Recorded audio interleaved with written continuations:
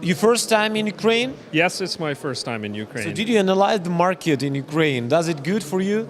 It was good. I did ask a lot of questions before I came, and I talked to people that have spoken to Eastern European audiences, and one who's here today, Timo, and said they are a very engaged and exciting audience. So I was excited to be here. You know, but to tell the truth, it's no money here to make a great events. Well, you know what? Actually, I would argue that because that means you have to do smarter events, you know, and that's what I started with. I had my greatest success during the economic collapse in North America in 2008 because we engineered things smart, because it's about the little things, right? So it's not about the money to do big events, it's about doing smart and being sophisticated. To analyze the budgets in Ukraine, in Canada, where you worked, And the United States. In the United States, what the maximum price of budget do you work with? For example, it was $1 million, $1 milliard, I don't know. Yeah, I mean, you know, the range is great.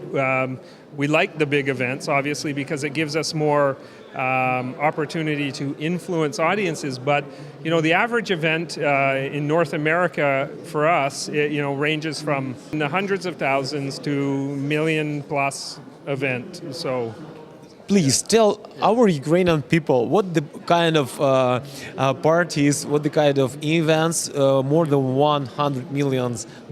What is it? More than just shortly. You know, it's really, for us, it's about scale, right? It usually means it's a bigger audience. You know, there's a lot of sophisticated elements like larger format staging, more unique staging or audiovisual, and designing more experiential events where there's a lot of motion graphics and video, because we're trying to create a highly curated experience. So that's really where the money difference is, and it usually means you're in more, or you're bringing in bigger talent. And then we work together to grow over time. And years down the road, they've grown as a company because of the work that we do with them, and we're growing our business with them at the same time. And that's the thing, you know, it doesn't mean just because you have maybe lower budgets here that they're not opportunities to really impact an audience. Because like I showed in there with the inner voice experience, by the way, that can cost nothing to make. It's just about the writing and the timing and the sequence.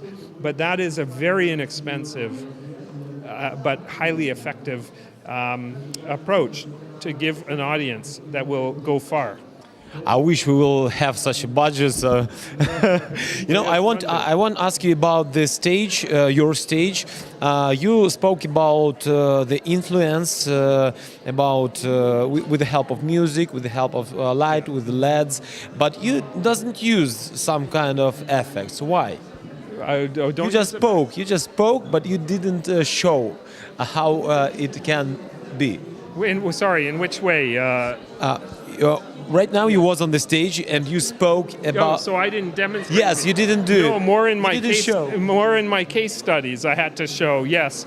Because it's not always easy to demonstrate the science when I'm trying to explain the science. You know what I mean? So I demonstrate through the use of the case study, because those are showing examples of what has actually happened and where I can show the result of that. So that's important, to be able to demonstrate the impact that science can make. Not necessarily, you know, I have to fight and combat the attention and things like I talk about when I'm on stage, but I have a short amount of time to demonstrate what neuroscaping can do. So I have to be able to just show a lot more, which I know contradicts what neuroscaping really is. Maybe the next time you will invite us to show the great some effects, yes? You bet. Thank you so much. Thank you. It's been fun. Thank you. All right.